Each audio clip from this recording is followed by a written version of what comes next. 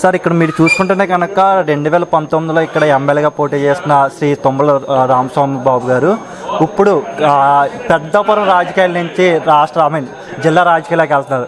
ఏ విధంగా మీరు తీసుకుంటారు?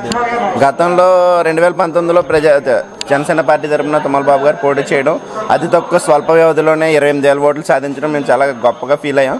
కాకపోతే ఈ 5 సంవత్సరాలు కూడా ఇంకా బాగా కష్టపడ్డారు కాబట్టి ఖచ్చితంగా పొత్తులో సీటు మాకే దొక్కుతుందని అనుకున్నాం. కానీ కొన్ని పొత్తు ధర్మాలు పాటించడం వల్ల, లేదంటే రాష్ట్రం నుంచి వైసీపీ అనే ప్రభుత్వాన్ని బయట తోలే దిశలో పొత్తు ధర్మాన్ని పాటించే ఉద్దేశంలో సిట్టింగ్ ఎమ్మెల్యేలకు సీట్ ఇవ్వాలని చంద్రబాబు గారు చెప్పడంతో ఖచ్చితంగా ఈ సీటు తెలుగుదేశం పార్టీకి వెళ్ళినా కానీ ఆయన ఇప్పుడు కూడా పార్టీ నాకు ఇప్పుడు అన్యాయం చేయదనే ఉద్దేశంతోనే 10 సంవత్సరాల నుంచి పార్టీలో కష్టపడ్డారు. గతంలో ప్రజారాజ్యంలో కూడా ఆయన జిల్లా అధ్యక్షుడు చేశారు. దానికోసం మేము చాలా ఆనందపడుతున్నాం. ఇప్పుడు ఏంటంటే ముఖ్యంగా చెప్పాల్సిన ఒకే ఒక విషయం, పిఠాపురం నుంచి పవన్ కళ్యాణ్ గారు ఎమ్మెల్యే అభ్యర్థిగా పోటీ చేస్తున్నారు. కాకినాడ జిల్లాకి తుమ్మల రామస్వామి బాబు గారు అనే వ్యక్తి జిల్లా ఇన్ఛార్జ్ అయ్యారు. రేపు పొద్దున పవన్ కళ్యాణ్ గారు ఆయన నియోజకవర్గంలో పోటీ చేసే పిఠాపురం నియోజకవర్గంలో ఓటర్కి ఓటు అడగడానికి వెళ్ళినప్పుడు ఆయన ఇచ్చే పాంప్లెట్ మీద మా తుమ్మల బాబు గారి ఫోటో ఉంటుంది. దానికి మేము చాలా ఆనందంగా ఫీల్ అవుతున్నాం. ఖచ్చితంగా ఇదైతే చాలా గొప్ప విషయం. మేము చాలా ఆనందంగా ఫీల్ అవుతున్నాం. ఇలాంటి గొప్ప గొప్ప అవకాశాలు జనసేన పార్టీలో చాలా మందికి జరిగాయి.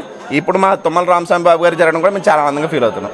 రైట్. ఇప్పుడు మనం చూసుకుంటే కనుక చాలామంది టికెట్ రాలేదని చెప్పి బయటకు వెళ్ళారు. వాళ్ళతో పాటు 10 జన సైనికులు కూడా బయటకు వెళ్ళారు. బట్ ఇక్కడ పెద్దాపురం నియోజకవర్గంలో ఏ ఒక్క జన సైనికులు కూడా టికెట్ రాలేదని చెప్పి బయటకు వెళ్ళారు. దేనికంటారు? ఏ విధంగా చూడొచ్చు దీన్ని? అదేంటంటే ఖచ్చితంగా ఈ విషయం అయితే చాలా మంచి విషయం. ఇది జనసేన పార్టీ ఫస్ట్ నుంచి కూడా సిద్ధాంతాలతో కూడుకున్న పార్టీ. జన సైనికులు అందరూ కూడా ఆ సిద్ధాంతాలు నమ్మే పార్టీలోకి వచ్చారు. జన సైనికులతో పాటు జనసేన నాయకులు కూడా అదే సిద్ధాంతంతో ఉన్నారు. కాకపోతే మీరు అన్నట్టు అరాకొరా కొంతమంది వెళ్ళొచ్చు, బయటకు వెళ్ళిపోవచ్చు. కానీ ఏంటంటే వాళ్ళైతే సిద్ధాంతాలతో రాలేదు, స్వలాభం ఆశించి వచ్చారు. నాకు సీటు వస్తుందని ఉద్దేశంతో ముందుకు వచ్చి ఉంటారు తప్ప ఇంకోటి ఏంటంటే వాళ్ళ వర్గాలతో మేము బయటకు వెళ్ళిపోయాం, మా సైనికులందరినీ మేము తీసుకెళ్ళిపోయానంటే అదంతా భ్రమ. యాక్చువల్గా ఏంటంటే నా వర్గాన్ని నేను ఉన్నాను, బీసీ సామాజిక వర్గం చెందిన వ్యక్తిని.